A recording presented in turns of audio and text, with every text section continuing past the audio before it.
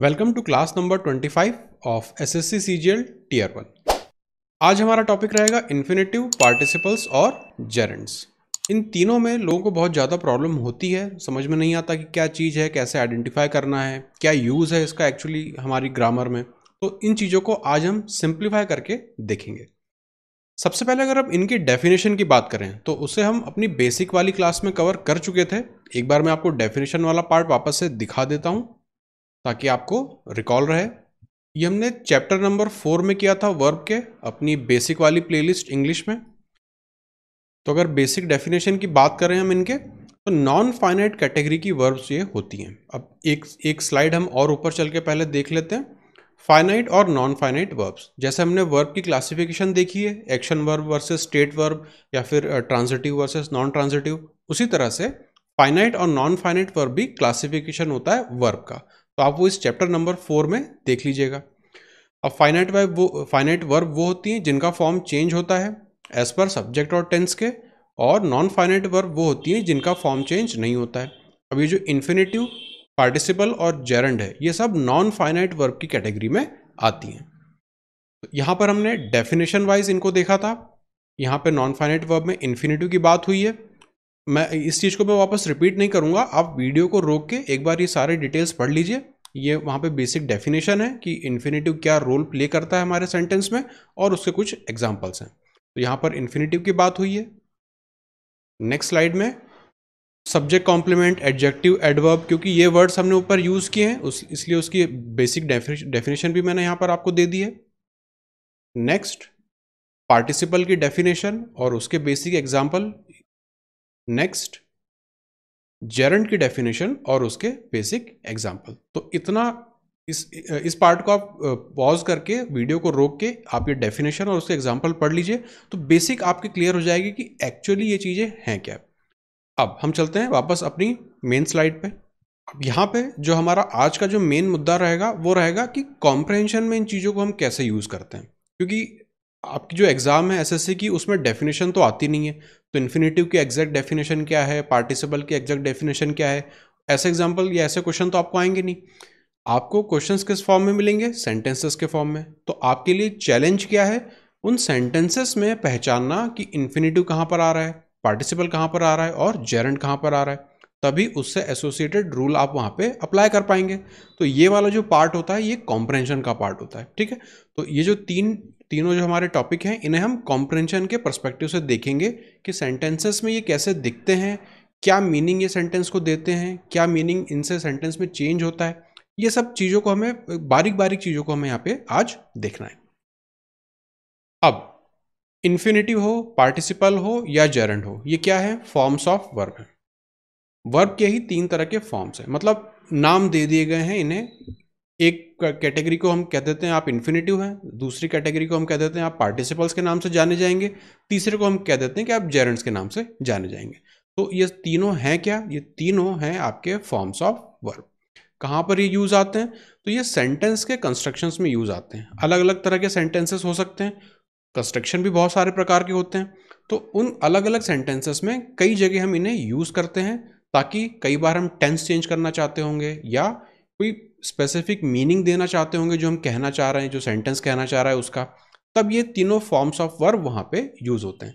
तो सबसे पहले हमने क्या समझा कि इन्फिनेटिव हो, चाहे पार्टिसिपल हो, चाहे जेरेंड हो, ये क्या हैं? ये फॉर्म्स ऑफ वर्ब हैं। अब हम नीचे देखेंगे कि ये क्या क्या रोल प्ले करते हैं। तो सबसे पहले हम अगर बात करें इन्फिनेटिव्स की, infinitive the simplest form of verb. In English verb you have 2 types of infinitive. 2 तरह के इन्फिनेटिव होते हैं। एक होता है टू इन्फिनेटिव, जहां पे टू आपको दिखेगा, जैसे यहाँ पे टू प्ले, यहाँ पे ये पूरा इन्फिनेटिव है और इसे हम क्या कहेंगे? टू इन्फिनेटिव, क्योंकि यहाँ पे टू हमें दिख रहा है। दूसरे तरह का होता है जिसे हम कहते हैं बेयर इन्फिनेटिव। वहां पे जो टू वाला पार्ट होता है वो गायब हो जाता है, सीधा हमारा जो एक बेस फॉर्म ऑफ वर्ब रहता है वही यहाँ पे लिखा होता है, तो वो हो जाता है बेयर इन्फिनेटिव। इन्फिनेटिव में हमने देखा टू इन्फिनेटिव और बेयर इन्फिनेटिव। नेक्स्ट अगर हम देखें प्रेजेंट पार्टिसिपल्स और जेरेंड्स, ऊपर आपने जब पिछली वाली स्लाइड मैंने आपको दिखाई थी तो वहाँ पार्टिसिपल्स में हम डेफिनेशन में बताया था प्रेजेंट फॉर्म होता है और पास्ट फॉर्म होता है। अब यहाँ पे हम कंपेयर कर रहे हैं प्रेजेंट पार्टिसिपल को और जेरेंड को। अब इन्हीं दोनों को हम क्यों कंपेयर कर रहे हैं? क्योंकि दोनों में जो है आईएनजी फॉर्म यूज होता है। प्रेजेंट पार्टिसिपल में भी आईएनजी फॉर्म यूज होता है, जेरेंड में भी आईएनजी फॉर्म यूज होता है। अब इसमें हम डिफरेंशिएट कैसे करें? They are spelled the same, spelling exactly same रहेगी, but they perform different function. दोनों अलग अलग फंक्शन परफॉर्म करते हैं। तो एक काइंड ऑफ एक जुड़वा भाई जैसे हैं ये, बिल्कुल दिखने में एक जैसे हैं। दोनों में वर्ब की आईएनजी फॉर्म ही यूज होगी, लेकिन फंक्शन उनके अलग अलग रहेंगे। जैसे present participles are most commonly used with auxiliary verbs to form continuous tense. ज़्यादातर जहां पर भी आपको प्रेजेंट पार्टिसिपल का यूज दिखेगा वो दिखेगा आपको कंटिन्यूअस टेंस बनाने में। यही है हमारे प्रेजेंट पार्टिसिपल का मेन रोल। किसी भी सेंटेंस को जब हम कंटिन्यूअस टेंस देना चाहेंगे तो वहां पर हम प्रेजेंट पार्टिसिपल यूज करते हैं, साथ में हम कुछ ना कुछ एक ऑक्सिलरी वर्ब भी वहां पे लेते हैं। एग्जाम्पल है my brothers were playing carrom last night. अब यहाँ पे प्ले क्या होता है? प्ले जो है हमारा बेस फॉर्म है वर्ब का, उसमें हमने आईएनजी जोड़ा तो वो बन गया प्लेइंग। ठीक है, अब हमने ऊपर देखा प्ले आईएनजी फॉर्म तो जेरेंड में भी जुड़ता है, प्रेजेंट पार्टिसिपल में भी जुड़ता है। लेकिन अगर हम अभी प्रेजेंट पार्टिसिपल की बात करें तो हमसे कहा जा रहा है कि एक ऑक्सिलरी वर्ब को साथ में लेके ये कंटिन्यूअस टेंस हमारा बनाने में हेल्प करता है। तो ऑक्सिलरी वर्ब यहाँ पे या हेल्पिंग वर्ब और ऑक्सिलरी वर्ब एक ही बात होती है। ठीक है, वर्ब जो है वो है हमारा ऑक्सिलरी वर्ब, और प्लेइंग, प्ले का आईएनजी फॉर्म यहाँ पे आ रहा है, वो है हमारा प्रेजेंट पार्टिसिपल। तो इसने सेंटेंस को क्या बना दिया? My brothers were playing carrom last night. तो आप देखेंगे कंटिन्यूअस फॉर्म ऑफ सेंटेंस है, तो यहाँ पे जो आईएनजी फॉर्म आ रहा है हमारे बेस फॉर्म ऑफ वर्ब के साथ, वो प्रेजेंट पार्टिसिपल यहाँ पे कहलाता है। अब हम अगर जेरेंड की बात करें तो उसमें भी तो आईएनजी फॉर्म आता है। जैसे ऊपर था प्लेइंग, आईएनजी जोड़ा, तो जेरेंड में अगर हम प्लेइंग को कंसिडर करें तो वो कैसे यूज होगा? Gerunds are verbs that are used as nouns. ये बहुत इंपॉर्टेंट है समझना। जेरेंड क्या है तो फॉर्म ऑफ वर्ब, इन्फिनेटिव हो, पार्टिसिपल हो, जेरेंड हो, सारे फॉर्म ऑफ वर्ब ही हैं, वर्ब के ही प्रकार है। लेकिन जो जेरेंड है वो किस तरह इस्तेमाल होता है या सेंटेंस में किस तरह प्रयोग में लिया जाता है? एज अ नाउन लिया जाता है। तो भले ही वो वर्ब है लेकिन हम उसे ट्रीट कैसा करेंगे? नाउन की तरह। तो जो भी हम रूल भी उस पर लगाएंगे वो किसकी तरह लगाएंगे? नाउन की तरह। तो ये फर्क है हमारे प्रेजेंट पार्टिसिपल और जेरेंड में। प्रेजेंट पार्टिसिपल अगर हम पार्टिसिपल की बात करें तो वो नाउन की तरह यूज में नहीं होता, जबकि जेरेंड जो है वो नाउन की तरह यूज में आता है। एग्जाम्पल देखिए, playing carrom is their hobby. अब यहां पे जो प्लेइंग है ये आपका वर्ब नहीं है, ये आपका यहाँ पे नाउन है, यहाँ पे सब्जेक्ट आ गया। ये इस सेंटेंस में सब्जेक्ट की तरह काम कर रहा है कि playing carrom is their hobby. तो ये आपने डिफरेंस देखा पार्टिसिपल और जेरेंड में। सेम हमने वर्ब लिया है अपना प्ले, उसके जब हमने आईएनजी फॉर्म जोड़ा इस सेंटेंस में वो काम कर रहा है जेरेंड की तरह, मतलब नाउन की तरह, और इस वाले सेंटेंस में वो काम कर रहा है प्रेजेंट पार्टिसिपल की तरह। कंटिन्यूअस फॉर्म ऑफ सेंटेंस बनाने के वो काम आ रहा है। इन चीज़ों को अभी हम और नीचे डिटेल में देखेंगे। ये अभी मैं बेसिक सा आपको इनके बीच में डिफरेंस बताना चाह रहा था। अब पार्टिसिपल में एक और कैटेगरी बचती है पास्ट पार्टिसिपल। पार्टिसिपल दो तरह के होते हैं, present participle, past participle. Present participle हमने ऊपर देखा प्रेजेंट टेंस या प्रेजेंट फॉर्म ऑफ सेंटेंस बनाने के वो काम आता है। अब अगर हम पास्ट पार्टिसिपल की बात करें, past participles are used with auxiliary verb, present participle में भी ऑक्सिलरी वर्ब था, to form perfect simple tenses. Perfect या सिंपल परफेक्ट टेंस बनाने के काम आता है हमारा past participle. Present participle continuous form, past participle perfect simple form. Example आप देखें, I have played the guitar for 5 years। अब यहां पर भी जो मेन बेस फॉर्म है वो है प्ले। अब प्ले का थर्ड फॉर्म, पास्ट पार्टिसिपल क्या होता है? Third form.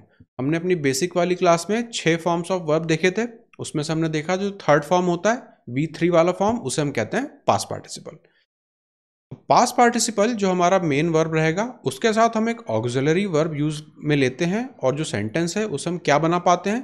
Perfect simple tense में। तो आई have played the guitar for 5 years। यहाँ पे ये जो हैव है ये काम कर रहा है हमारा ऑक्सिलरी वर्ब का, और ये जो प्लेड है ये है हमारा मेन वर्ब। मेन वर्ब और हैव है हमारा हेल्पिंग वर्ब या ऑक्सिलरी वर्ब। अब प्ले का थर्ड फॉर्म होता है पास्ट पार्टिसिपल, तो प्लेड हो गया, ठीक है। तो यहाँ पे प्लेड जो है वो मेन वर्ब की तरह काम कर रहा है और एक हेल्पिंग वर्ब की मदद से वो सेंटेंस को परफेक्ट सिंपल टेंस में ढाल पाता है। तो ये हमने डिस्टिंक्शंस देखे अपने पार्टिसिपल्स, इन्फिनेटिव और जेरेंड में, कैसे यूज होता है सेंटेंस में, वो हमने यहाँ पे एक एक करके सबको देखा है। अब जो मेन चीज आज की क्लास की जो मेन चीज है वो स्टार्ट होगी यहां से, वर्ब्स विथ इन्फिनेटिव्स।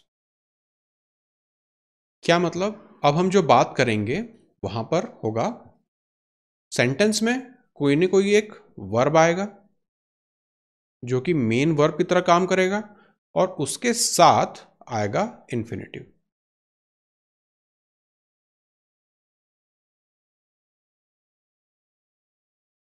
सेंटेंसेस में यही स्ट्रक्चर फॉलो होता है। आपको मैं एक एग्जांपल देके बताता हूं।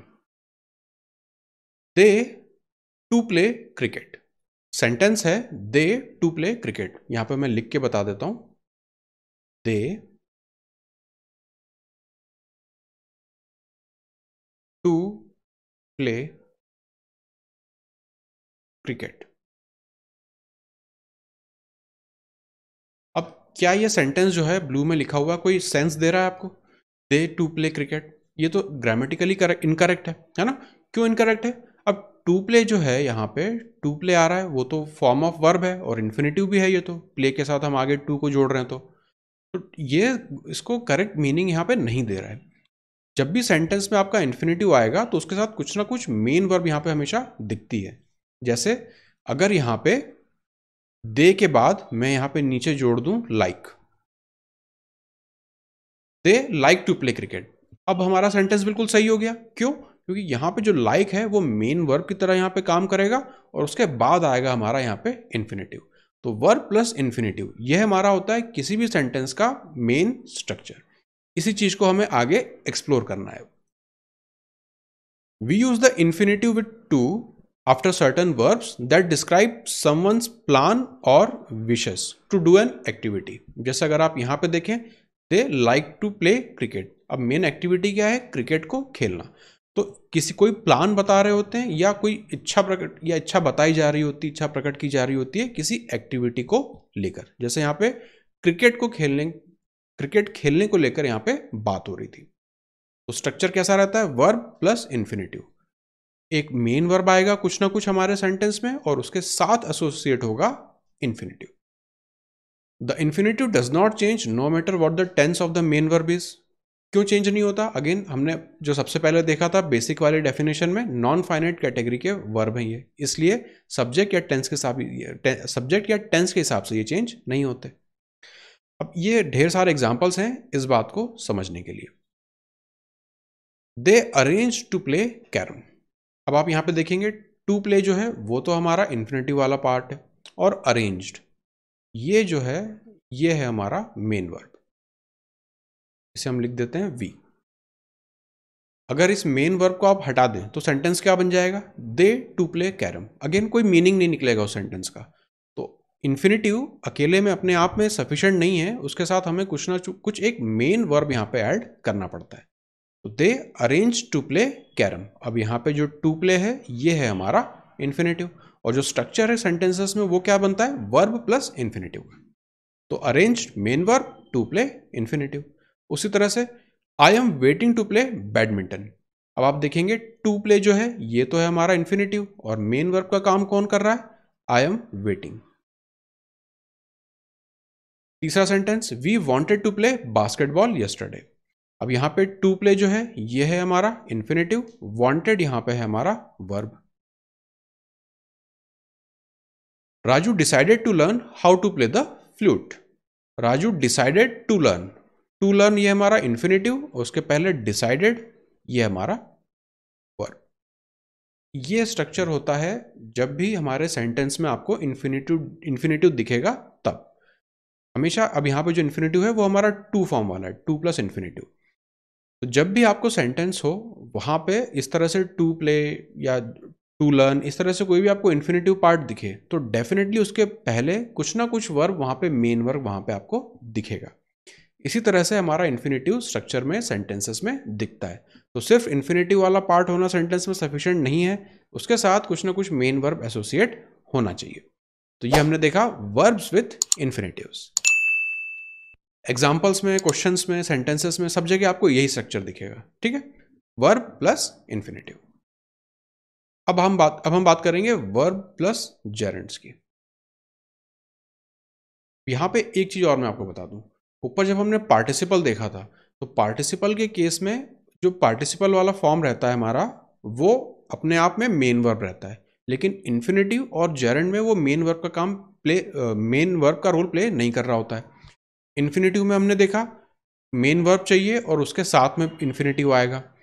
जेरेंड तो हमें पता है कि वो वर्ब का तो काम ही नहीं करता, वो किसका काम करता है, वो तो नाउन का काम कर रहा होता है। तो सेंटेंस में जेरेंड के अलावा दूसरा कोई ना कोई मेन वर्ब होना ही चाहिए, क्योंकि जेरेंड जो है वो वर्ब का तो काम ही नहीं करता, वो किसका काम करता है, नाउन का काम करता है। तो सेंटेंस में एक न एक वर्ब तो होना चाहिए, तभी सेंटेंस बन पाता है।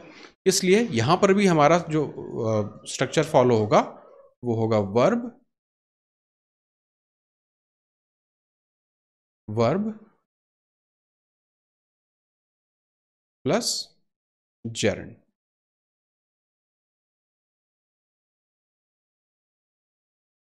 जैसे ऊपर वर्ब प्लस इन्फिनेटिव था, उसी तरह से यहां पर भी verb plus gerund. We use gerunds after certain verbs that say how a person feels about an activity. How a person feels about an activity. जैसे एग्जाम्पल से आप समझिए, I enjoy swimming. अब यहाँ पे स्विमिंग जो है, स्विम, अगर मैं सिर्फ स्विम को देखूं, हमारे बेस फॉर्म को देखूं, तो वो तो एक एक्टिविटी होती है ना, वो तो वर्ब होता है। लेकिन जब हम उसका आईएनजी फॉर्म बना रहे हैं तो वो हो गया स्विमिंग। अब स्विमिंग जो आईएनजी फॉर्म बन गया, उसे मैं इन्फिनेटिव की तरह भी यूज कर सकता हूँ, जेरेंड की तरह भी यूज कर सकता हूँ। यहाँ पे मैं उसे जेरेंड की तरह यूज कर रहा हूँ, तो वो एज अ ट्रीट हम उसे कैसा करेंगे, एज अ नाउन की तरह। अब इस वाले अगर हम सेंटेंस की बात करें, आई एंजॉय स्विमिंग, तो यहाँ पे एंजॉय जो है ये है हमारा मेन वर्ब और स्विमिंग जो है वो है जेरेंड। दूसरा example, I really dislike jogging, तो यहाँ पे जॉगिंग जो है वो है जेरेंड और डिसलाइक ये है हमारा मेन वर्ब। तीसरा example, would you consider applying for a promotion, applying हमारा जेरेंड और कंसिडर हमारा मेन वर्ब। तो जब भी किसी भी सेंटेंस में जेरेंड यूज में आएगा तो उसके साथ कोई ना कोई दूसरा एक मेन वर्ब एसोसिएट होगा ही होगा। तो तीन चीजों को अगर हम देखें एक साथ, पार्टिसिपल की अगर हम बात करें, चाहे प्रेजेंट पार्टिसिपल हो चाहे पास्ट पार्टिसिपल हो, वो अपने आप में मेन वर्ब का काम कर लेता है। तो उसके साथ हम एक ज़्यादा से ज़्यादा एक हेल्पिंग वर्ब यूज़ कर लेते हैं और हमारा काम सेंटेंस में हो जाता है। अगर हम इन्फिनेटिव की बात करें तो वो अपने आप में इन्फिनेटिव सिर्फ होना काम नहीं चलता हमारा सेंटेंस में, उसके साथ कुछ एक मेन वर्ब हमें चाहिए होता है। फिर हम जेरेंड की बात करें तो अगेन सेम हमारी कहानी है कि जेरेंड अपने आप में सफिशिएंट नहीं है सेंटेंस में, उसके साथ एक ना कुछ हमें मेन वर्ब वहां पे चाहिए होता है। तो पार्टिसिपल, इन्फिनेटिव, जेरेंड, तीनों में आपको डिफरेंस अब यहाँ पे समझ में आ गया होगा। इन चीज़ों को आप अगेन अगर डेफिनेशन से समझेंगे तो कभी समझ नहीं पाएंगे, आपको बार बार कंफ्यूजन होगा। यही कारण है कि आप इन तीन टॉपिक से डरते आ रहे हैं, क्योंकि आप उसकी डेफिनेशन पढ़ते हैं और फिर थोड़े टाइम बाद आप उसे भूल जाते हैं, याद भी नहीं रहता, और फिर ये शब्द हमें डराने लगते हैं कि अरे जेरेंड क्या हो गया, इन्फिनेटिव क्या चीज़ है। इन चीज़ों को आप इस तरह से सेंटेंसेस में समझिए कि कुछ ना कुछ मेन वर्ब आएगा, फिर हम उसके साथ जेरेंड यूज़ करेंगे, फिर कुछ ना कुछ मेन वर्ब आएगा, उसी के साथ हम इन्फिनेटिव यूज़ करेंगे, लेकिन पार्टिसिपल को हम स्टैंड अलोन मेन वर्ब की तरह यूज़ कर सकते हैं। नेक्स्ट हम देखते हैं वर्ब्स फॉलोड बाय इन्फिनेटिव और gerund, no change in meaning. मतलब हम ऐसे सेंटेंसेस की अब बात कर रहे हैं जहां पे चाहे इन्फिनेटिव वाला फॉर्म या जेरेंड, दोनों आईएनजी फॉर्म ही होते हैं, किसी भी फॉर्म में आप इसे यूज करिए, सेंटेंस में मीनिंग चेंज नहीं होगा। ये एक इंपॉर्टेंट है क्योंकि यहां पे मीनिंग चेंज नहीं होता, चाहे आप इन्फिनेटिव फॉर्म यूज करिए चाहे आप जेरेंड फॉर्म यूज करिए। तो इन्फिनेटिव में टू प्लस वर्ब का बेस फॉर्म हम यूज करेंगे, जेरेंड में वी प्लस आईएनजी का फॉर्म यूज करेंगे। तो कई सारे ऐसे सेंटेंसेस होते हैं जहां पे आप इन्फिनेटिव भी यूज कर सकते हैं, जेरेंड भी यूज कर सकते हैं, सेंटेंस का मीनिंग चेंज नहीं होता। Some verbs can be followed by a gerund or infinitive with little or no change in meaning. You can often use both forms interchangeably. मतलब दोनों फॉर्म्स को आप यहाँ पे यूज कर सकते हैं। एग्जाम्पल से आप इसे समझिए, पहला sentence, I like to work in a office with a team. मुझे ऑफिस में एक टीम के साथ काम करना पसंद है। तो यहाँ पे आप देखेंगे वर्क जो है हमारा बेस फॉर्म है वर्ब का, उसका हमने टू प्लस बेस फॉर्म बनाया, तो ये हो गया हमारा इन्फिनेटिव। मेन वर्ब यहाँ पे कौन सा है? लाइक।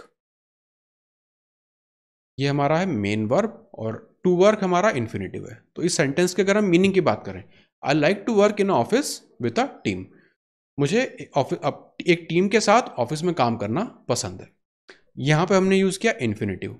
अब इसी सेंटेंस में हम इन्फिनेटिव की जगह अगर हम यूज़ कर दें gerund, I like working in office with a team. अब यहाँ पे वर्किंग जो है जेरेंड का काम कर रहा है, लाइक वर्ब का ही काम कर रहा है। इस वाले सेंटेंस का क्या मीनिंग होगा? अगेन बिल्कुल एग्जैक्ट सेम मीनिंग रहेगा जो हमने ऊपर वाले सेंटेंस में देखा था कि मुझे ऑफिस में एक टीम के साथ काम करना पसंद है। तो ये उस तरह के कुछ सेंटेंसेस है जहां पर चाहे आप इन्फिनेटिव का फॉर्म यूज करिए चाहे आप जेरेंड का फॉर्म यूज करिए, मीनिंग में कोई चेंज या कोई फर्क यहाँ पे नहीं पड़ता। एक और एग्जाम्पल हम देखते हैं, शी बिगेन टू राइट हर ऐसे। टू राइट ये इन्फिनेटिव पार्ट बन गया, बिगेन यहाँ पे हमारा मेन वर्ब है।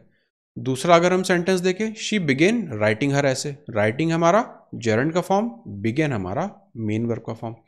अब अगर हम इन दोनों सेंटेंसेस के मीनिंग को कंपेयर करें तो आप देखेंगे एग्जैक्ट सेम मीनिंग आ रहा है, यहाँ पे कोई डिफरेंस नहीं है इनके मीनिंग में। तो ये जो हमारा छठा वाला पार्ट था, ये यही चीज़ बताने के लिए था कि कई सारे ऐसे सेंटेंसेस हो सकते हैं जहाँ पे आप इन्फिनेटिव फॉर्म भी यूज़ कर सकते हैं, जेरेंड फॉर्म भी वहाँ पे आप यूज़ कर सकते हैं, मीनिंग में कोई चेंज वहाँ पे नहीं होता। अब नेक्स्ट कैटेगरी है वर्ब्स फॉलोड बाय इन्फिनेटिव और जेरेंड चेंज इन मीनिंग, कि अगर उन सेंटेंसेस में हम इन्फिनेटिव और जेरेंड की को अगर इंटरचेंज करें, उसकी जगह हम दूसरे फॉर्म इस तरह के यूज़ करें, तो सेंटेंस में मीनिंग चेंज होता है। Some verbs change their meaning depending on the form of the verb that follows them, कि वर्ब जो हमारा मेन वर्ब है, मेन वर्ब के बाद इन्फिनेटिव आ रहा है या मेन वर्ब के बाद जेरेंड आ रहा है, उसके हिसाब से जो सेंटेंस का मीनिंग है वो चेंज होता है। The infinitive is use to describe the purpose of the main verb action. Infinitive क्या काम में आएगा वहां पे उस तरह के सेंटेंस में? डिस्क्राइब करेगा purpose of main verb. Gerund is often used to talk about action which is happening around the same time as the main verbs action. इस चीज को आप एग्जाम्पल से समझिए, ज्यादा आपको समझ में आएगा। अगेन यहाँ पे दो दो सेंटेंसेस के पेयर हैं, एक में हम यूज करेंगे इन्फिनेटिव, दूसरे में हम यूज करेंगे जेरेंड को। तो हम यहाँ पे साइड बाय साइड कंपैरिजन करते जा रहे हैं। पहले हमने देखा सिक्स्थ वाले जो पार्ट था उसमें कुछ ऐसे सेंटेंसेस को हमने देखा जहाँ पे जेरेंड या इन्फिनेटिव दोनों में से किसी को भी आप यूज़ कर लीजिए, मीनिंग चेंज नहीं होता। फिर ऐसे भी सेंटेंसेस होते हैं जहाँ पे अगर आप दोनों अगर इन्फिनेटिव की जगह जेरेंड यूज़ करेंगे या जेरेंड की जगह इन्फिनेटिव यूज़ करेंगे तो मीनिंग चेंज होगा। उन्हें हम यहाँ पे अब देख रहे हैं। यहाँ पर भी सेंटेंसेस पेयर में दिए हुए हैं, तो यहाँ पर हम कंपेयर करना चाहते हैं एक सेंटेंस इन्फिनेटिव यूज़ करके, एक सेंटेंस जेरेंड को यूज़ करके। She stopped to talk to her, ये पहला sentence, she stopped talking to him. अब यहाँ पर हम क्या करते हैं, हर की जगह लिख लेते हैं हिम, ताकि हमारे जो पर्सन है वो एग्जैक्टली सेम रहे। सिर्फ डिफरेंस कहाँ पर आए, इन्फिनेटिव और जेरेंड में। अब इन दोनों सेंटेंसेस को अब यहाँ पे हम कंपेयर करेंगे। तो टू टॉक ये इन्फिनेटिव वाला पार्ट हुआ और यहाँ इसकी जगह हम यूज़ कर रहे हैं अब यहाँ पे टॉकिंग। तो अगर मैं पहले वाले सेंटेंस की बात करूँ, she stopped to talk to him, इस सेंटेंस का क्या मतलब है कि वो रुकी उस व्यक्ति से बात करने के लिए, यही मीनिंग आ रहा है। शी स्टॉप्ड, वो रुकी, टू टॉक टू हिम, किस लिए रुकी, उस व्यक्ति से बात करने के लिए। अब इस वाले अगर दूसरे सेंटेंस को देखूं, she stopped talking to him, इस सेंटेंस का क्या मतलब है, उसने उस व्यक्ति से बात करना बंद कर दिया। तो आप देखेंगे कितना बिल्कुल इन्फिनेटिव और यहाँ पे जेरेंड अगर हम एक ही सेंटेंस में चेंज करके लिख रहे हैं तो मीनिंग बहुत ज़्यादा यहाँ पे अलग हो जा रहा है। She stopped to talk to him, इसका मतलब वो रुकी उस व्यक्ति से बात करने के लिए। She stopped talking to him, उसने उस व्यक्ति से बात करना बंद कर दिया। तो ये उस तरह के सेंटेंस अब आपको मैं यहाँ दिखा रहा हूँ जहाँ पे इन्फिनेटिव और जेरेंड को इंटरचेंज करने से सेंटेंस में डिफरेंस आता है। दूसरा एग्जाम्पल हम देखते हैं, did you remember to meet Dhaval, did you remember to meet Dhaval. दूसरा, did you remember meeting Dhaval. तो यहां पर भी आपको क्लियर डिफरेंस दिख रहा है। मेन वर्ब क्या है यहाँ पे, रिमेंबर, ऊपर वाले सेंटेंस में मेन वर्ब था स्टॉप्ड।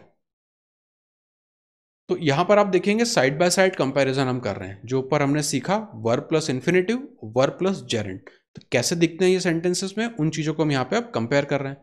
सिक्स्थ वाले अगर हम पार्ट की बात करें जो हमने ऊपर देखा था इसके जस्ट, वहां पे हम ऐसे सेंटेंस देख रहे थे जहां पर मीनिंग चेंज नहीं हो रहा था। यहां पर हम ऐसे सेंटेंसेस की बात कर रहे हैं जहां पर इन्फिनेटिव और जेरेंड को इंटरचेंज कर देने पे मीनिंग चेंज हो रहा है। Did you remember to meet Dhaval, इस सेंटेंस का मतलब है कि क्या आपको धवल से मिलना याद है। कुछ प्लान रहा होगा किसी धवल नाम के व्यक्ति से मिलने का, तो यहां पे पूछ रहे हैं कि क्या आपको धवल से मिलना याद है। याद था, डिड है तो याद था। फिर डिड यू रिमेंबर मीटिंग धवल। अब यहां पे रिमेंबर मीटिंग धवल, मीनिंग यहां पे देखिए बहुत ज्यादा चेंज हो रहा है। यहां पे याद दिलाया जा रहा है कि क्या आपको उस मीटिंग का ध्यान है। यहां पे आपको बताया जा रहा है कि क्या आपको धवल से मिलना याद है। दोनों सेंटेंसेस में यहां पे बहुत ज्यादा डिफरेंस क्रिएट हो गया इन्फिनेटिव और जेरेंड को यूज करके। इन्फिनेटिव में अलग मीनिंग आ रहा है, जेरेंड में अलग मीनिंग आ रहा है। और एक एग्जांपल हम देखते हैं, I regret to tell you the unhappy news. दूसरा, I regret telling you the unhappy news. पहले अगर मैं सेंटेंस की बात करूं, I regret to tell you the unhappy news. Regret again दोनों जगह हमारा मेन वर्ब का काम कर रहा है। यहां पे टू टेल आया इन्फिनेटिव, टेलिंग आया हमारा gerund. I regret to tell you the happy news, मुझे आपको ये अनहैप्पी न्यूज बताने में दुख महसूस हो रहा है। ये यहां पे मीनिंग आया। दूसरा अगर हम सेंटेंस देखें, आई regret telling you the unhappy news, यहां पे मीनिंग ये आ रहा है कि बार बार मैं आपको अनहैप्पी न्यूज बता रहा हूं इसलिए मुझे दुख महसूस हो रहा है। तो दोनों सेंटेंसेस में चेंज है मीनिंग में। इन्फिनेटिव वाले सेंटेंस में अलग मीनिंग है, जेरेंड वाले सेंटेंस में अलग मीनिंग है। तो ये जो इन्फिनेटिव, पार्टिसिपल, जेरेंड, ये सब चीज़ें कहाँ काम आती हैं, ये सब काम आती हैं कॉम्प्रहेंशन में। ये हैं वो चीज़ें जहाँ पर ये आपके तीनों जो फॉर्म ऑफ वर्ब हैं वो काम आते हैं। ये डिफरेंस कहाँ पे क्रिएट करते हैं, तो यहाँ पे क्रिएट करते हैं। यही चीज़ है जो आपको सीखनी है, यही चीज़ है जो आपको सीखनी है, यही चीज़ है जो एग्ज़ाम में पूछी जाती है इनडायरेक्टली। वहाँ पे आपसे ये तो नहीं पूछा जाएगा कि इसे इन्फिनेटिव से जेरेंड में चेंज कर दीजिए, लेकिन आपके सामने सेंटेंस लिखा रहेगा। अब सेंटेंस में आपको पहचानना पड़ेगा कि ये इन्फिनेटिव वाला पार्ट आ रहा है या जेरेंड वाला पार्ट आ रहा है या पार्टिसिपल वाला पार्ट आ रहा है। अब वो पार्ट आ रहा है तो वो क्या मीनिंग इसे दे रहा है, उसके साथ मेन वर्ब कौन सा एसोसिएटेड है, ये सारी चीज़ें आपको वहाँ पे देखनी पड़ती हैं। यही चीज़ें डिफरेंस क्रिएट करती हैं। तो इन्फिनेटिव, पार्टिसिपल्स और जेरेंड, इन तीनों टॉपिक को आज हमने देखा। एक बार फिर हम इसे रिवाइज कर लेते हैं छोटा सा। पार्टिसिपल्स की अगर हम बात करें, डेफिनेशन की हम बात नहीं करेंगे, डेफिनेशन हम ऑलरेडी देख चुके हैं। वहाँ पे आपको बस एग्जाम्पल देख लेना है, वो क्या है क्यों है वो वहाँ पे लिख दिया गया था। हमें बात करनी है मीनिंग के सेंस में कि कॉम्प्रहेंशन में ये कहाँ पर यूज आते हैं। अगर हम पार्टिसिपल्स की बात करें, प्रेजेंट फॉर्म होता है, पास्ट फॉर्म होता है पार्टिसिपल का। प्रेजेंट फॉर्म कंटिन्यूस टेंस बनाने के लिए, पास्ट फॉर्म हमारा परफेक्ट टेंस बनाने के लिए। अब जो पार्टिसिपल है वो एक्ट करता है एज अ मेन वर्ब, तो स्टैंड अलोन मेन वर्ब की तरह वो सेंटेंस में आता है।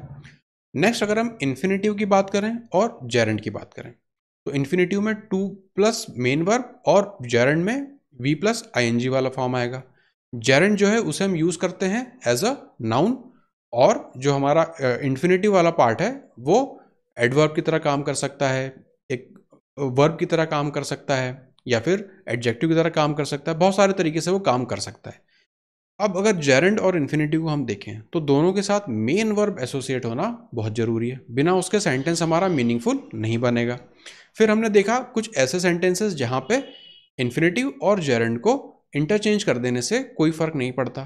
फिर हमने लास्ट में देखा ऐसे सेंटेंसेस को जहां पे इन्फिनेटिव और जेरेंड को इंटरचेंज कर देने से सेंटेंस का पूरा मीनिंग ही बदल जाता है। तो ये है आपका यूटिलिटी इन तीनों चीज़ों को समझने की, कहाँ पर क्या यूज़ में आएगा, कहाँ पर क्या यूज़ में नहीं आएगा। इसी से आपके सेंटेंस में एरर क्रिएट किए जाते हैं। तो क्वेश्चन सेटर जब आपको क्वेश्चन देता है एग्जाम में, तो वहाँ पे वो इसी तरह से इन सारे रूल्स में चेंजेस कर देता है और क्वेश्चन आपके सामने दे देता है। तो आपको वहाँ पे पहचानना होता है कि कहाँ पर गलती हो रही है। ये था आज की हमारी क्लास पूरी इन्फिनेटिव, जेरेंड और पार्टिसिपल की। डिफरेंस तीनों में आपको समझ में आ गया होगा। अगेन यहाँ पे मैं आपको क्लियर कर दूं, डेफिनेशन की डेप्थ में जाना इंपॉर्टेंट नहीं है, मीनिंग में जाना इंपॉर्टेंट है। मीनिंग से ही आपको चीज़ें सॉल्व करनी क्योंकि पड़ेंगी। तो कॉम्प्रहेंशन इंपॉर्टेंट है, ग्रामर थोड़ा सा कम। आज की क्लास को फिर हम यहीं पर खत्म करते हैं, मिलते हैं अगली क्लास में।